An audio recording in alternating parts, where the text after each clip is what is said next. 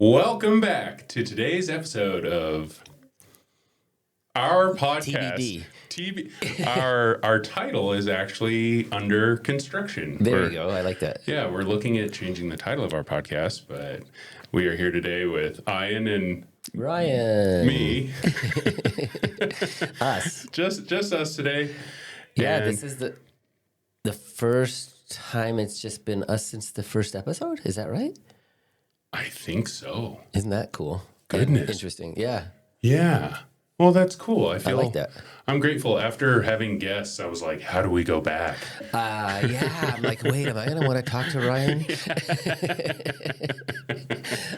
I have had there's been a very small sliver of that as the truth. Like, there's this truth. Like, is this going to be as fun if it's just Ryan? I went through it too, but I think what that speaks to for me is how it felt having people come on and share stories. It felt really honoring. Oh, I loved it. It felt like we got some really good content. And then I was like, how do we recreate that with just Ian and I?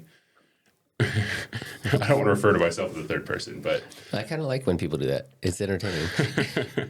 But then I remembered that whenever it's just us talking, I always feel nourished by the conversation. So I know it's always crazy where we're like somehow just start talking and then end up in some crazy deep concept or conversation. In a ditch 70 miles out of town. No. But it does. It happens all the time. I mean, that's actually how come we're doing this in the studio in the first place. Because of our coffee conversations. Yeah. Saturday mornings. And so that like resistance that I had, during the first like 4 or 5 episodes where I was like, oh, what am I doing? Am I, should I be doing something else? That is actually gone for me. And I get really excited about coming to record. Like this feels like a really important part of my life. I know my experience is pretty funny. Like when I share kind of the journey of this and I tell people about like what he meaning you, he's like, he suggested to do a podcast. And I was like, what the F? I'm again honoring those policies around public, Longmont Public Media. We've made it 2 minutes and 30 seconds without cursing. We're doing good. And I'm like, that's not me. I can never do that. And now it's like in conversation, somehow it comes up and people are like, wait, what? You have a podcast? And how come I don't know about this? Well, we haven't really like done anything, but we've got like 5 or 6 episodes or something. We have though. We haven't done anything to like put it really out in the world. Yeah, totally. So people would know about it. Totally. And I'm okay with that because I really like the idea of building up like a bank of recordings so that whenever we kind of choose to jump off that cliff, like I shouldn't say no pressure. There'll be a lot less pressure to continue to keep producing. And our life schedules are such that, like, at least mine, I'll speak for myself anyways, with my son, I don't really know when I think I'm going to be free, I'm going to be free when we talk about it, 2 weeks ahead of time or something. And stuff comes up, and you've been really patient with me on, like when I was starting work and I was going through training and stuff like that, I just felt really preoccupied, and I like to be able to be really present when I'm here. Yeah, so I agree completely. So today's topic. Okay, go ahead. I was going to say, with all that being said, today's topic is a super simple one, very easy to grasp. I think everybody is pretty much on the same page too. Just kidding. Today, we are literally talking about the meaning of life. Yeah, and whatever that means, and what does that mean, and ultimately how to cultivate a sense of meaning in our life if we don't feel like we have one, because there are actionable steps you can take, and super simple. And not at all. I think the feelings surrounding this for me range anywhere from intense revelation and a sense of comfort and awe. And then the other end is extreme existential dread and fear. Yeah, if I was to describe it, when I think about this, there feels like a weight or an anxiety around this concept. Like, it's so easy to not ever really bring this into my full conscious awareness because it is it feels in a lot of ways like it's huge, it's too big, it's overwhelming, it's scary, and there's absolutely no way to answer it like correctly, because like in this moment it may be X, and in 30 seconds from now it may be Y. Yep. And then my makeup wants like consistency and stability, and I'm like, well, there's not going to be any of that here, and so let's ignore it. Yeah. Well, and life does a really good job of distracting. Like, why am I thinking about the meaning of life when I need to pay rent or when I need to eat? And there's so much wrapped up in like just being able to function. It's super easy to coast for years at a time without ever thinking about why I'm doing what I'm doing. I agree with that. And then as you were saying, like this image that flashed into my mind is every so often you'll hear about, I'll hear about somebody that's doing this thing for their career and it's aligned with who they are and their life is just, overflowing in all these various ways. And I'm like, screw you. I want that, but I don't have any clue how to get there. So, Yeah. and I imagine there's a lot of truth in that for many people. Like there's always somebody out there beyond us that's living their life from purpose and meaning and alignment, and it's reserved for only like special people. That's completely real. I have felt that. I actually get the ick when I see people that are like so in tune because I want that. Oh yeah, and I'll own like there's an I have to own that there is an immense amount of jealousy that is being driven by, which is just my truth. Like that is what that is, because I regret that I don't have that answer, and I think that's part of the direction we kind of are hoping to go with today. Is like, well, like, how do I do that? How does one even attempt to move that way? Clearly it's possible. I mean, there are examples. Totally. Well, and I think it exists on a spectrum because on one end of the spectrum, we have a meaning that we may have inherited from our parents or a meaning that we choose to accept. And on that end of the spectrum, it's actually not taking responsibility for the meaning of our life. Like, Wait, let's say a little more. I'm not sure if that landed for me. no, 100%. I'm talking about, say, religion. Okay. Right? A lot of people's religions give them the meaning of their life. To me, that's not taking responsibility for the meaning of our life. We're given the meaning of our life, and then our job is to try to fulfill that. The other end of the spectrum is taking responsibility for the meaning of our life, because there's schools of thought where, and we're going to talk about these, is the school of thought is that there is no inherent meaning to our life other than what we choose to assign to it. So those are the different schools of thought on it, and it's primarily like one end is faith-based and the other end is there's literally a term, humanism versus theism. This is so interesting. As I was just listening to that, this concept that popped into my head, which I don't know if you're familiar with. I'm not sure if we talked about it, but like, have we ever talked about the drama triangle?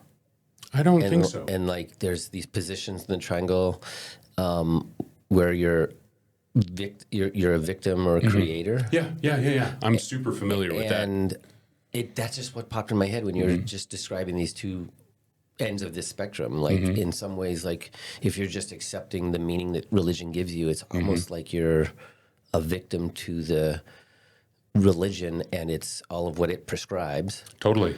Or you're empowered because you're out pursuing what that is for you, what meaning is for you. I'm doing what God wants. Or the alternative, which is now I'm just choosing for me. Like I'm actively seeking or I'm actively creating something that is the definition of what my life means. Or life in general means. Totally. And it has caused me existential dread at times, like not feeling like I know what I'm doing here. And like it brings up the question, like, what's the point? Right? Like, we're just going to get beat up and then die. Right? Like, so what's by the life. point of trying? You mean beat up by life? And Yeah. or the human experience. But then, I've thought about it, and it's like, I think I read this once, or somebody asked me, they're like, well, if Space Daddy came down through the clouds and told you why you're here, would it mean as much? If you knew what the point was, would it affect your sense of wonder and creativity? And then I was like, I don't know if it would be as powerful for me if I knew everything. And then here's the inverse of that for me. I was like, no, I get that, but yet if I knew it and then I could pursue that, and all of a sudden life shifted because I was in aligned with meaning and on purpose, would it matter? That's a really good point. And one thing that's come up a lot is alignment. Heard you say alignment, and that's actually one of the actionable steps we can take to cultivate a sense of meaning in our life, is understanding what our values are and living in accordance with those values. Yeah. That can create a sense of meaning and a sense of purpose. Purpose is a very, very, very powerful thing for a human. Ooh, yeah. Because having a sense of purpose is what gets us through the most brutal experience. Right. It becomes kind of like a North Star or something. And, I've talked before about being involved with the Mankind Project a lot, and that's actually a part of what we help men create. We refer to it as mission, but, purpose, mission, meaning, maybe they could potentially all be synonymous, or they in some ways. And that is what has become clear is that most men don't have a clue of what their meaning is, what their mission is. Totally. I've felt it. Purpose, yeah. Yeah. I'd love to read these. There's 5 categories that I was looking in my digital journeying. Would you be cool if I read those? No, I just went pause for a second. I love what how you just framed your, what's the right word? Research or? Yeah. But there's a few main categories, and if you're listening right now, just think about what comes up in terms of how much you align with one of these and how much you feel resistant to one of these, because it's just an important process to cultivate awareness around your feelings. That's one of the reasons we have these conversations. But one of the biggest sources of meaning in life for some people, well, a lot of people on Earth, is religious theism. The belief is that life has meaning because it is created by God or a divine purpose. The core idea is human beings are here to serve, love, and have a relationship with God, and to live morally in preparation for an afterlife. Another one is existentialism. The belief is life has no inherent meaning. Individuals must create their own meaning through choices and actions. And the core idea is we are free and responsible to shape our own lives automatically in a world that is indifferent or even absurd. Another one is Buddhism. The belief is that life's meaning is found in awakening, freeing oneself from suffering and ignorance. The core idea is that by understanding the nature of reality, or impermanence, or non-self, or suffering, we cultivate compassion, mindfulness, and ultimately a liberation in nirvana. Another one is humanism. The belief is that meaning is not given by a deity, but is created through relationships, creativity, and contribution to humanity. The idea is we find meaning by improving the human condition, expressing our values, and fostering connection and understanding. And then the last one, which I have partaken in, is hedonism. Oh, yeah. The belief that the meaning of life is to experience pleasure and avoid pain. The core idea is life is about maximizing enjoyment and minimizing suffering, either in a balanced way or through seeking intense pleasure.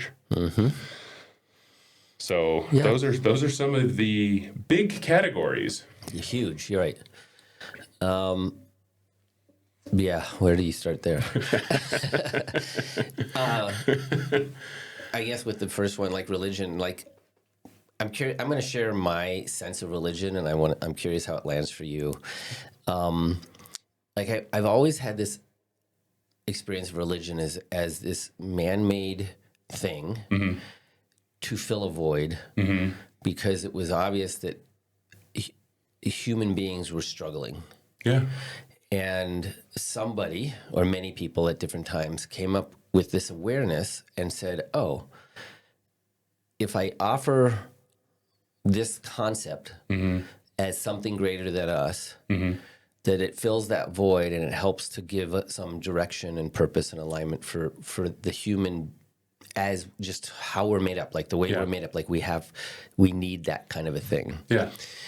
And there's no judgment like that's a good or bad thing in and of itself. And I think that it's been hugely valuable for,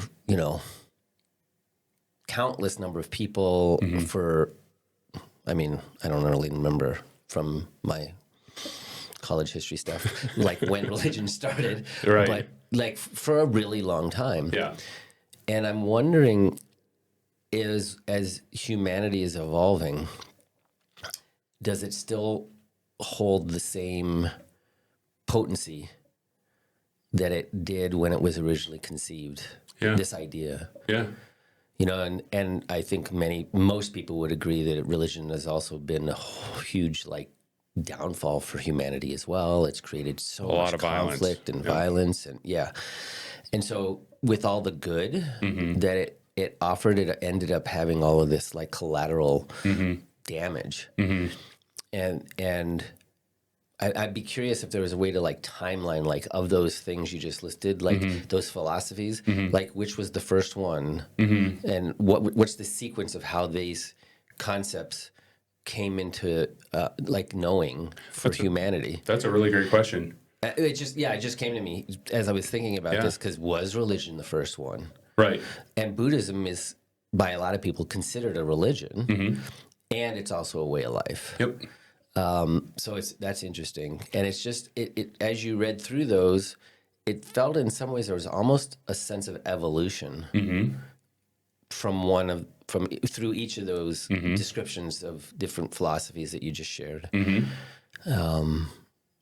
that to me is just an interesting awareness as I was taking all that in. Yeah, what you said about filling a void, I think one thing that is really easy to struggle with, it's probably one of the most difficult things we can do as humans, is dealing with the unknown.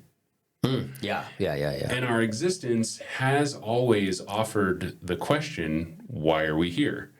So religion has always served to answer that, which can bring a sense of comfort. It's like we're always kind of wrestling with this existential dread, and if it's easy to either ignore it or accept an answer for it, because then it just takes care of that. Yeah.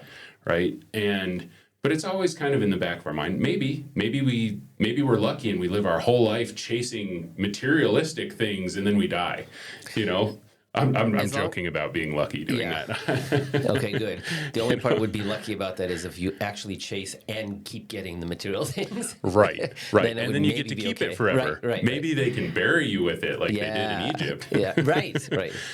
But again, I think it goes back to that, ultimately the point of our conversation today and the point of our progress at large is to bring a sense of empowerment and comfort about what we're doing here and why and how to navigate it, because the human experience is pretty brutal.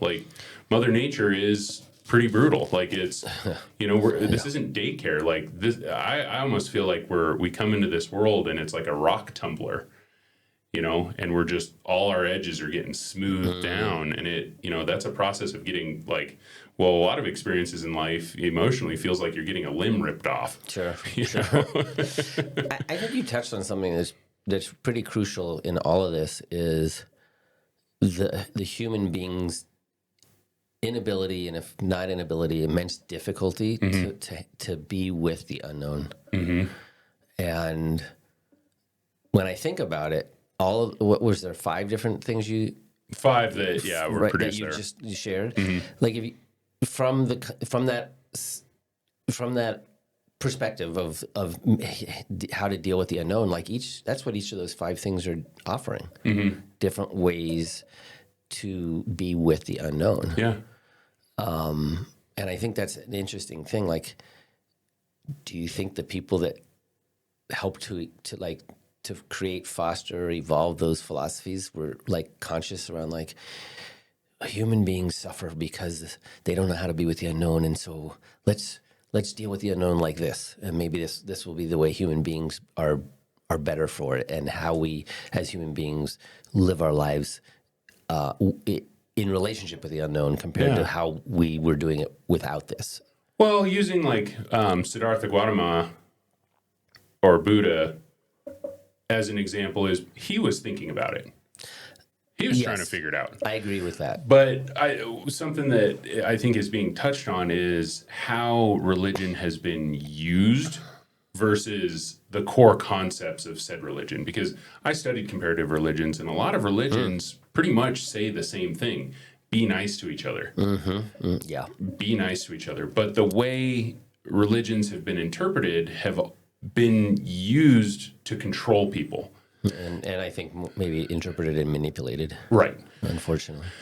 But the core concepts of a lot of these faiths is to try to cultivate community and like a nurturing environment instead of a divisive one. Unfortunately, it's Well, religion has been pretty good at creating divisiveness yeah. because it's like a polarizing philosophy. Like you are this way or you are not. If Right. you're this way, you're good. If you're not this way, you're bad. Right. Do you think that those other philosophies offer or create something similar? I think that no matter what philosophy you have, you can twist it into something that's dualistic or inclusive. Yeah, I believe that. I think human beings in general are pretty good at that. You're right. But like humanism, taking responsibility for our actions and assigning the meaning to our life, I think it can be empowering, or it could be it could be used in a sinister way, like just like all of them, right? Like I could be I like, mean, well, like cultish. Is that what you're? That's what just well, they popped all into my start mind? Is that what you meant? but yeah, like Yeah. I could personally believe that the meaning of my life is to do something really bad, or like Yeah. end other life or something like that. And that's really dark, but like that's what happens. Yeah. And that's kind of the thing that creates all this is again that unknown, but also our ability to even think about the concept of choosing and having a choice and having beliefs, right? We all have this ability to believe in something. And I think people are just going to stick to whatever gives them a sense of empowerment or righteousness or fulfillment or purpose. And that can be good and bad. Like that's the reality of humans is we all exist on this spectrum between what I think of as good and evil. We all have it all in us, and we can produce behavior from both sides or anywhere in between at any given moment. And that's both empowering and scary. Right. Because it just has to do with what people choose to do with our ability to choose. Yep.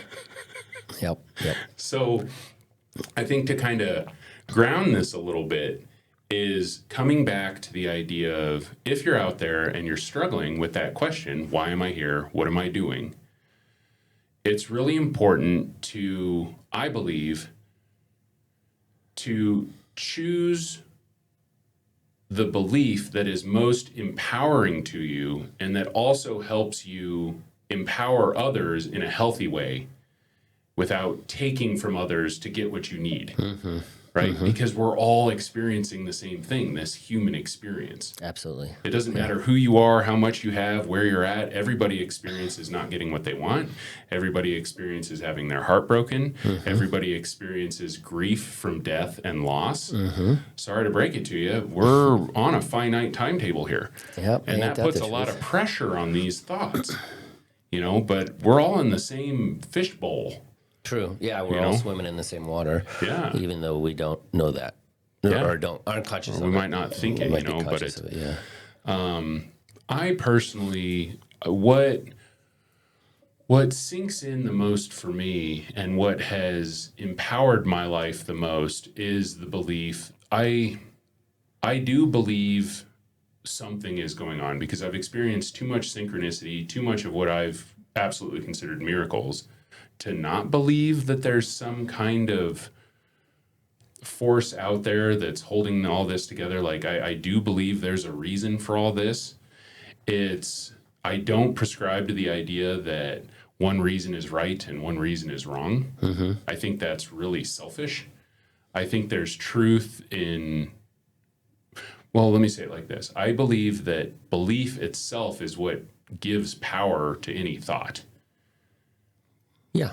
You know, yeah. because it's like, do I know if there's a God out there, a big space daddy or space mommy that's just governing all this? Yeah. I don't know. But if I do believe it, without question, it will have power over me. Correct. You know? Yeah. So it's like what we believe in does then have power. You know, power comes from our belief. I think that's. Yeah, absolutely. I mean, I remember, I don't remember what class in college it was, but how maybe it was persuasion, a persuasion class about how you change people's minds, and it's opinions, it's opinions, beliefs, and values. I think, and those are the three things that sort of like are the makeup of how we are in the world, how we perceive in the world, how we make choice in the world, all of it.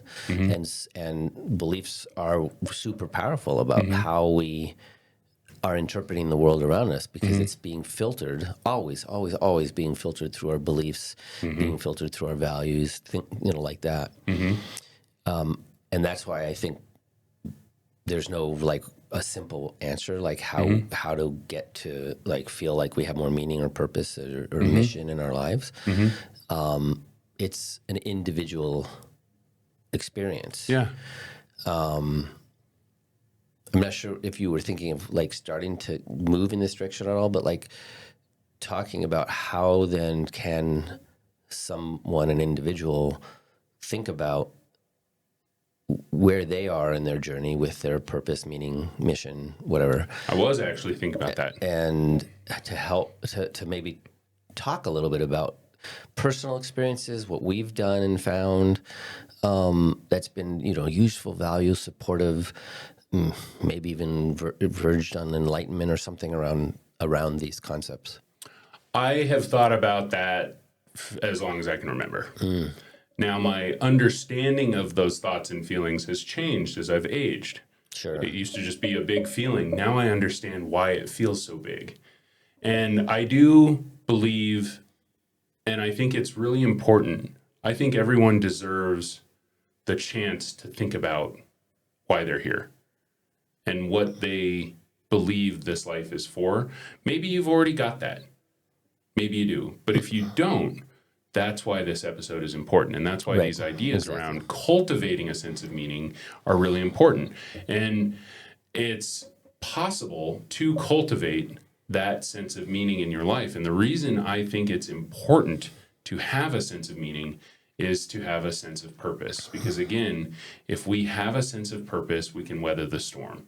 If we feel lost, it's a lot easier to get the total kicked out of us by our human experience. But if we have a belief, we can go all the way to our end with our chin up, our heart out, and feel okay with it, because we believe we're part of something and part of something bigger, and it was all worth it. Yeah, I want to be careful though. Hearing that, I'm not disagreeing with that, but I know that there's people that are like immensely struggling with getting from today to tomorrow. Totally. And not have it sound so simplistic, like, because my fear would be is like somebody that is struggling could hear that and be like, yeah, screw you. It's not that easy. Well, totally. That's why we're going to talk about these actionable steps. And one of the most important questions you can ask yourself is, in order to begin the journey of understanding what your meaning might be or what you believe your meaning is understanding your own personal values.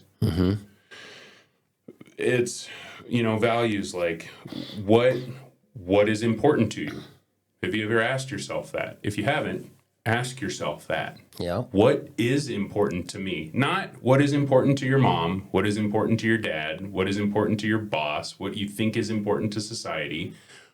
What is important to you? Well, what is important to you?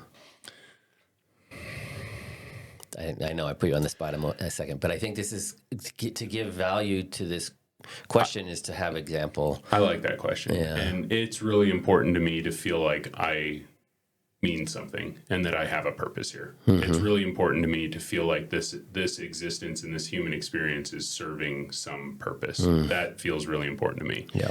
It feels really important to me to leave this world better than I found it. It feels important to me to have a legacy. When people think of Ryan Boley 100 years in the future, hopefully they're still, they're still thinking about it. Of course. Is that people will say that Ryan lived and he did his best to be kind. That's important to me. I don't want to be someone that is known for ripping and tearing at the fabric of our humanity, and I want to be remembered as someone that did everything they possibly could to hold people together.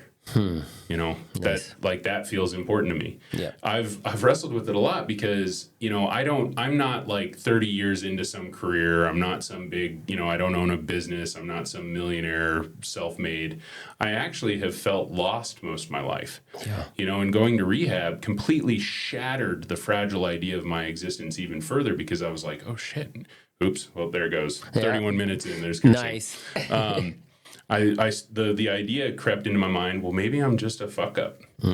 Like maybe I'm not somebody. Yeah. And I've been wrestling with that. And it's interesting because in my I recently began working as a direct support professional, helping people with disabilities find a sense of sovereignty and meaning in their life, which is what spurred my question today. What is the meaning of life? And brain space. What I have found what just came up is I want to talk about 4 quadrants really quick. We have our physical self, our mental self, our emotional self, and our spiritual self. Spiritual doesn't necessarily mean some kind of big religion. It's just a sense of something bigger, right? I was really low on fostering my spiritual health in life. And when I started fostering that, I actually read, this just picture came up on my internet feed. I know this is from somewhere, forgive me for not quoting it properly, but the idea is that maybe I was struggling so much because I was trying to be someone. Maybe actually what I'm doing in this life is figuring out everything that I'm not so that I can just be me. And that started to heal that depression from like, oh, I'm not enough. Oh, I'm not enough. Maybe I'm trying to be something I'm not. I was in construction for many, many years and I started to go empty because, it was like this big macho, a lot of toxic masculinity. And I was like, I wasn't fitting in. It wasn't working. And I was devastated when I left that industry because I was like, oh, once again, maybe I'm not enough. But then it hit me. Well, wait a minute. No. I'm enough. I just wasn't in the right environment. Yeah. You weren't in the right place. Right. Yeah. So I think that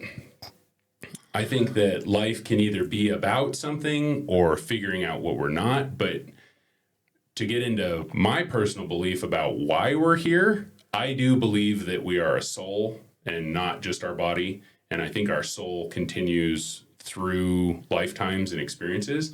I personally think that we choose, as eternal beings, we choose to come into this existence to get cleaned off. Because I think if you live forever, you're probably going to get bored. You're probably going to forget things. And this life, with all the suffering and all the pain, has also showed me such intense moments of clarity and beauty as to bring me to my knees with a sense of reverence. And I think that's the best feeling I've ever felt, is a sense of reverence for my very existence. The fact that I get to come here, see the sunset, smell the flowers, feel loved. Those are really powerful feelings. And also, I've gotten beat up, right? We all have, we're all kind of damaged goods in different ways. But I think that we choose to come into this life to go into that rock tumbler of the human experience so that we can relearn how to feel those feelings. And we're powerful manifestors, right? Whatever you think about, you start to produce. Yep. Right? Because it's going to change the way you think about a situation. It's going to change the way you interpret a situation. It's going to change the way you react to a situation, which will then in turn change the way you believe or what your beliefs are about a situation, which will then go back to affect how you think about the situation. It's a loop, right? So I forgot what I was saying. This is a big topic. I asked you what you thought your what my purpose is, what the meaning. I think I'm here to learn. Okay. Yeah. I believe that I'm here to learn how to manifest responsibly and how to heal. Mm-hmm. I think I'm here to learn how to heal and learn how to create. Yourself or others or both? Everything. Just cool. as a spirit. Like I have always been driven by this sense of, I have always felt really blessed with certain experiences, like those feelings of revelation, being loved by my loved ones. I don't have a Bugatti, I don't run a company, but I get to go home every day and talk to people that I love and who love me. I am blessed with the relationships in my life. And I've always felt this sense that I feel like I want to share that because I know how good it feels. Yep. And I think everybody deserves to feel like they belong and that they're loved. Totally. I want that for people, I agree. So I think I'm here to learn and to try to share. Well, I love how much depth you just went into to share all that. And one hope I have is that like a listener could get some sense of direction for themselves, hearing all that, if they're not really tied into some clarity around what it is for them. Do you want to share what you feel your purpose is before or after we go over 5 actionable steps to cultivate a sense of meaning in our life? Before. Okay. Okay. So for me, it's been ever changing, which I think is part of like how we grow and evolve and develop, through the arc of our lives. Mm-hmm. In this current version, where would I begin? Relationship is like I think one of the biggest things that define like meaning for me, like the depth of relationship, that the greater sense of connection. It's like a connectedness to me, and cultivating that experience with others. It's deeply enriching and nourishing to and for me. And I judge that is an experience that gets created for those on the receiving end of relationship that I'm actively, participating in with. Yeah. And then through relationship, it's kind of funny because it kind of comes into similarity of some of the stuff you talked about learning and growing. As I've gotten into doing more work with people and supporting others, it's crazy. Like, obviously that can't happen without a relationship existing. And what comes from that, like the enrichment that I experience as I'm in relationship with somebody else, it's that is going through a difficulty. Well, I'll just generalize, like going through difficulty and not having to do it alone. That is so rich for me. Yeah. And then the most recent thing now, which is like the most potent, like, I don't necessarily know if I have the right word to describe it, but it's like this, it's a relational thing, but it's beyond just like a relationship that I can have anywhere else. It's the specific one with my son. I lived almost the entirety of my life never wanting to have children and never feeling like I belonged being a parent of a child. And the transformation that's happened for me over the last 6 years, of which is my son is 6 years old, has just been, I don't even know how to describe like the way that's changed, and most importantly, the way it's changed me. Try. So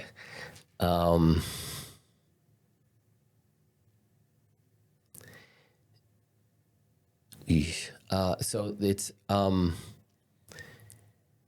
It's actually directly impacted like my sense of self. Is I think the easiest way to put it. And this transition that I've been in, and I'm sure still in, but of going from this belief of myself that like my childhood did not prepare me to be a parent. And therefore I don't belong being a parent, and I don't want to be a parent. Like I don't want to risk passing on any of the negativity, the dysfunction, the unhealthiness that I experienced. And I think there's so much of that that's happening in our world that the last thing I want to do is be contributing in any shred of a way to that or more. Yeah. And that was why my philosophy was like, kids are not going to be part of my life experience.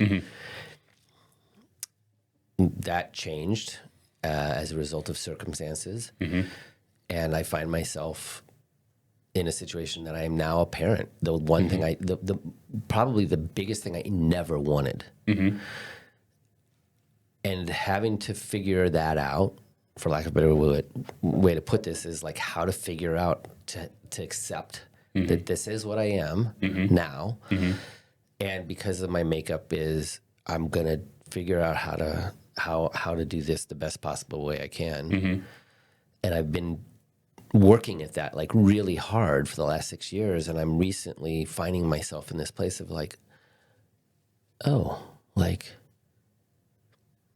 I just did that thing with my son, and that's like nothing I ever experienced as a child. And I'm having this awareness of like, wow, like that's what I would have liked my father to have been like with me, like to not just be the breadwinner and to the disciplinarian, but to actually be present with me and in relationship with me and offer me value. And when I say value, it's like how to be a human being, how to be in a relationship, what are the things that matter, how as a child do I evolve into the best version of myself as an adult. I didn't get any of that. That was all stuff I had to fucking do, through so much trial and error and pain and suffering.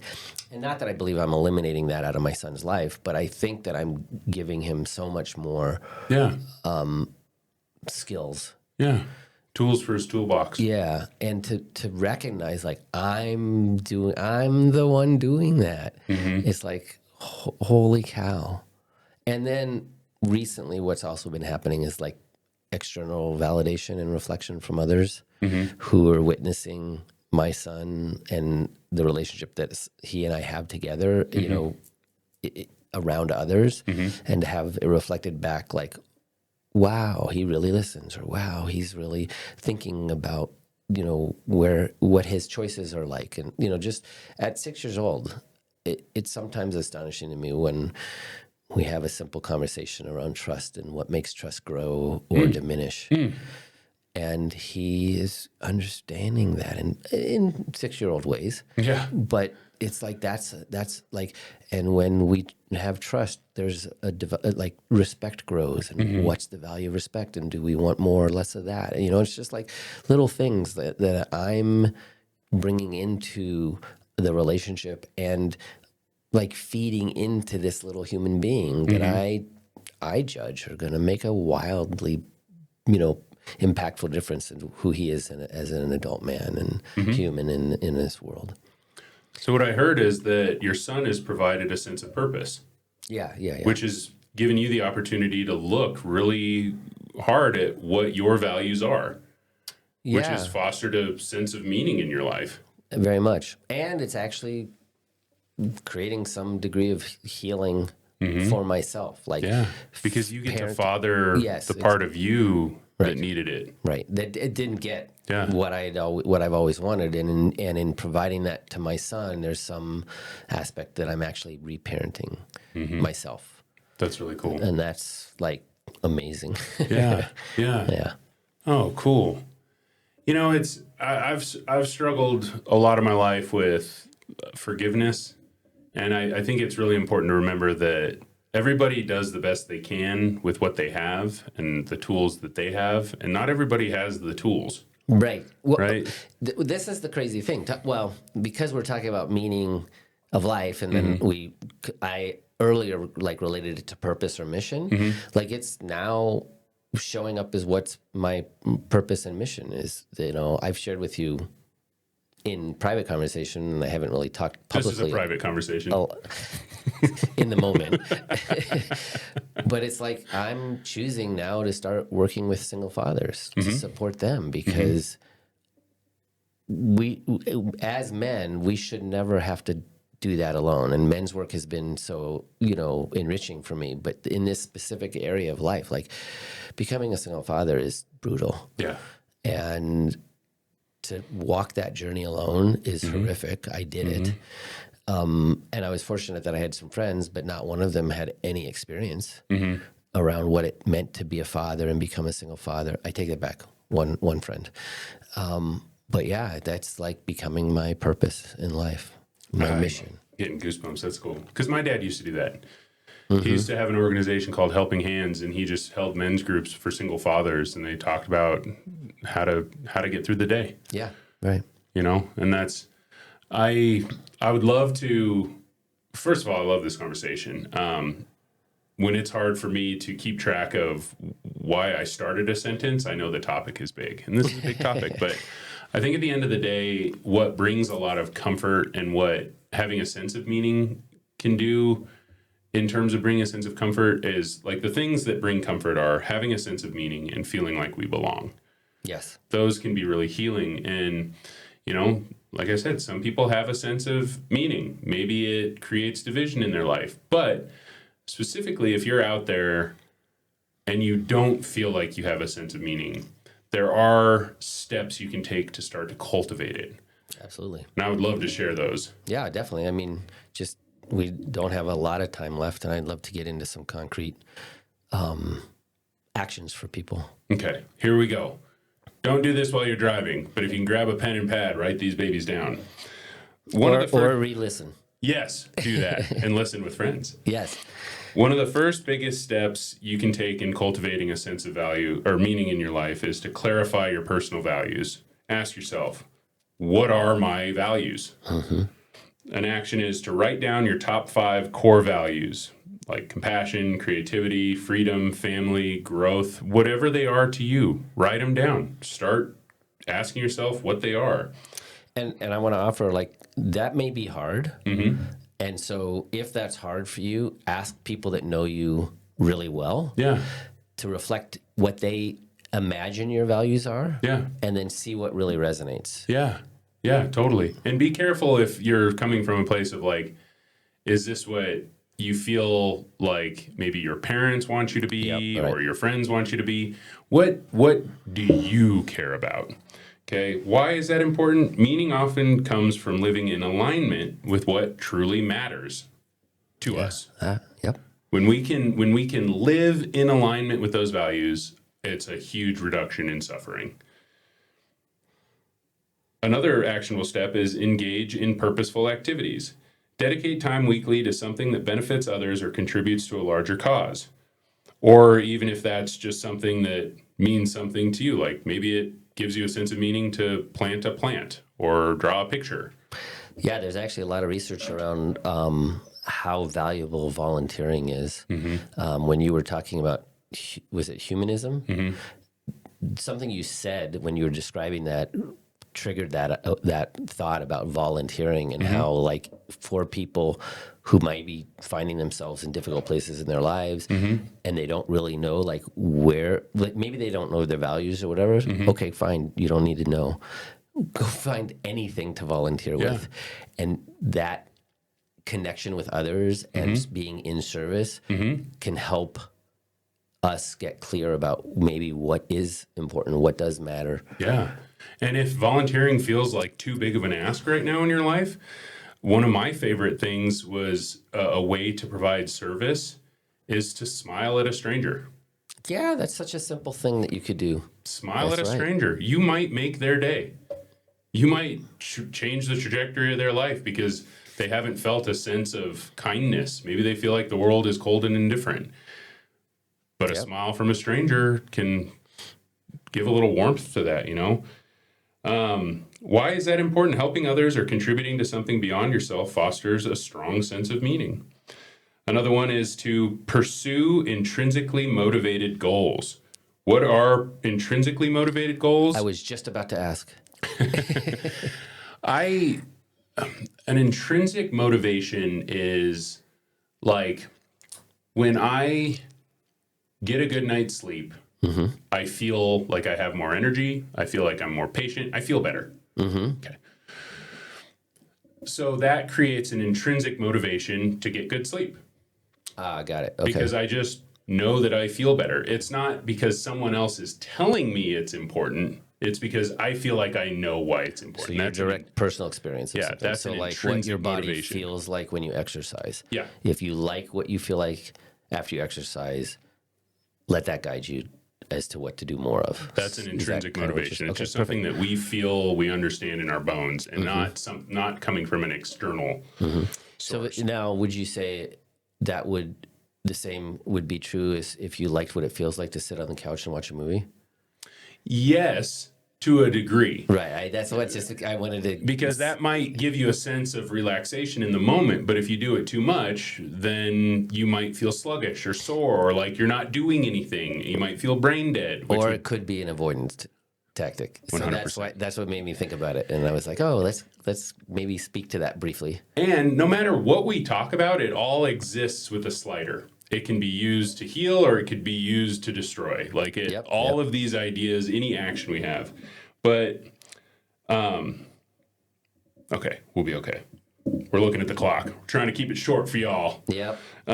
Small digestible bites. Engage in purposeful activities. Dedicate time weekly to something I already did that one. Yep. Whoops. Next. Pursue intrinsically motivated goals. We're doing that one. Yep. Set one goal that excites you. Set one goal. Right. That Remember, I'm going to get us in trouble right now. But remember when we got stuck on the description of SMART goals? Oh, good. But that's a perfect example. Like, make it simple. Yep. I'm not going to do it right in the moment, but simple, actionable, in alignment with what you're doing, time bound. Keep it. If goals are something you wanted to use, go look up the definition of a SMART goal and follow the steps that define a goal that's SMART, because it's the easiest way to help create little wins, and that's what goals are all about. It could be getting out of bed today. It could be, yeah. You know, action. Set one goal that excites you, not one imposed by others. Yeah. And take the first step toward it. Why is this important? Working toward personally meaningful goals creates a sense of purpose and direction, which fosters a sense of meaning. Yep. When we're living out of alignment, you know what it feels like to feel unfulfilled, like you're driving home with empty eyes. You know, that's a very common feeling. A fourth step you can take is reflect and journal regularly. Journaling is a really powerful way to start sorting through your thoughts and feelings. Action: spend 10 minutes each night, or 1 minute, or 30 seconds, or just think about these ideas. Sometimes that can be too vague for people to just abstractly journal. So sometimes it could help to... Well, I didn't finish the sentence. Oh, okay, go ahead. Good. Okay. Spend 10 minutes each night journaling about meaningful moments in your life, challenges that you've had, Nice. or moments of growth.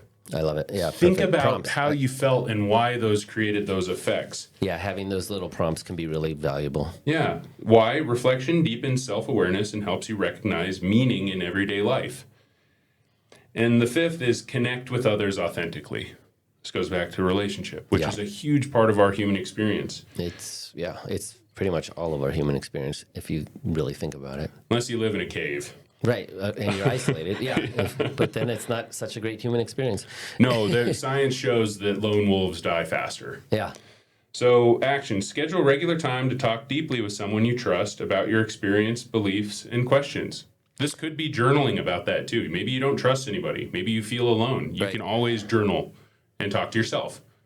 At the very least. And if you don't have those people in your life, but you have a desire for them, there are ways to seek that out. Yeah. You know, and there's that's actually a lot of what people are doing on the internet is creating ways for people to be in connection with other people. Yeah.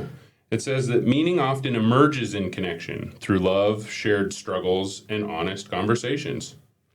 It's goes to the point of like how we evolved as human beings. We didn't evolve individually. We've always been in, you know, groups, tribes, or communities. Yeah. And it's not by accident.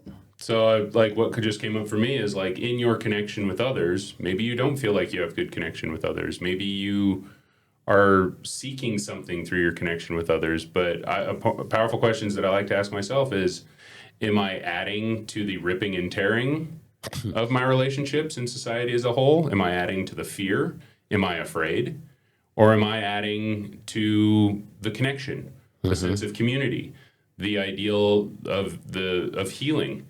What am I adding to? Am I adding to my own fear through my thoughts and actions? Am I adding to my own sense of empowerment and sense of contentment and my sense of stability through my thoughts and actions? What do my thoughts do to me on a regular basis? Do I wake up scared of what's going to happen?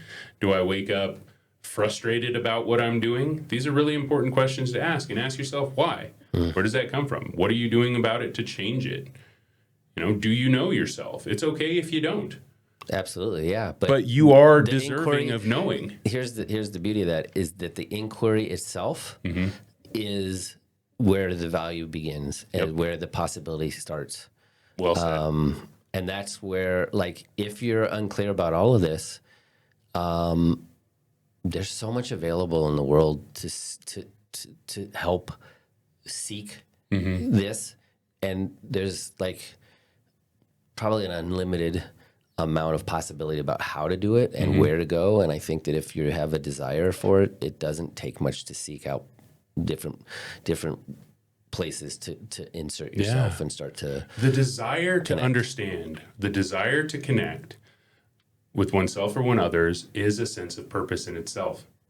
Absolutely, yeah. And that it could can be a guiding star. That could be your sole purpose. Yeah. Is to just have that desire and then to seek out how to do something differently than how you've been doing it. Yeah. And it it's could be- okay if you don't know what the meaning is. It's okay if that's where you're at right now. And don't feel pressured by not having it or it not being big or grand enough. Yeah. Simplicity is beautiful.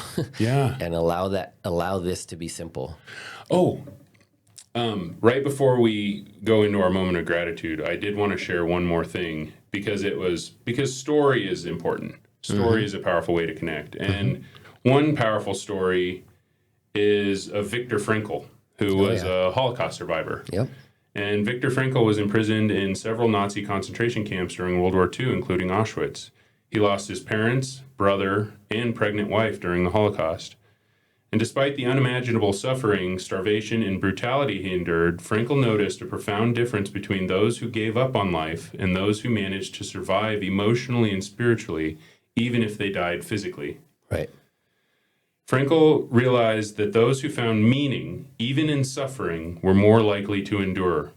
He observed that a sense of purpose gave people a psychological strength that helped them survive impossible conditions. Right. And a famous quote from him is, "Those who have a why to live can bear almost any how."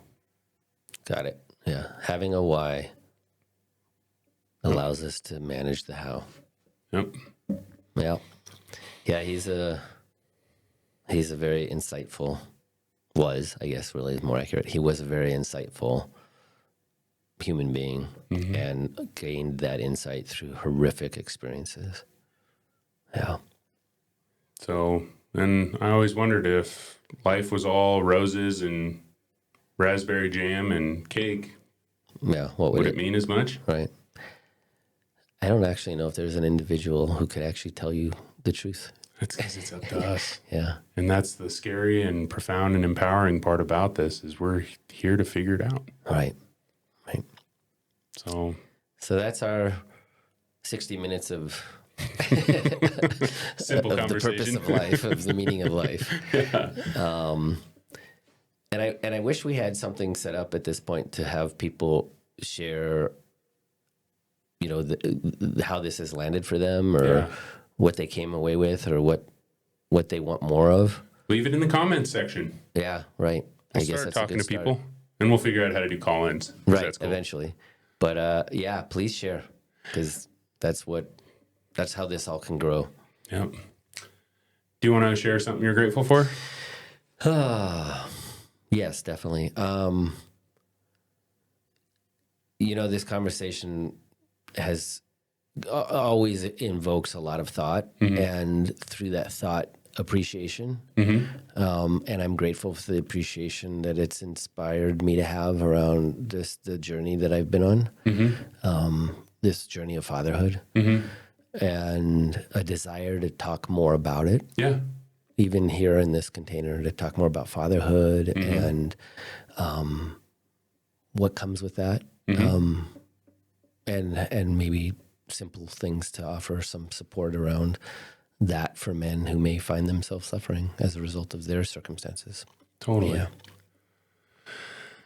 I feel really grateful for being able to witness you talk about your journey with fatherhood, because I remember when I met you, there felt like a lot of resistance around it, a lot of why, bitterness even. And I lost my dad when I was 26, and he was my hero. Like, I love that man so much. And he was a single father too. And hearing you talk about your journey feels like it gives me more, I guess, like compassion for my dad, and thinking about what he must have gone through, because I never really talked to him about what it was like for him to become a dad, Right. but I guess it feels kind of healing in a way to get to experience like a father. And what I've seen, the way I saw you when I first met you to now, the sense of peace, the sense of purpose, the sense of healing that you've gotten from your fatherhood feels nourishing to me in a way. So I'm really grateful that I've gotten to watch you and hear you and see you smile more and see your heart come out more. Yeah. That's been really cool. Yeah. So thanks. I'm grateful for you sharing that too. Yeah. Yeah. Thank you. So thank you for listening. We love you. Until next time. Until next time.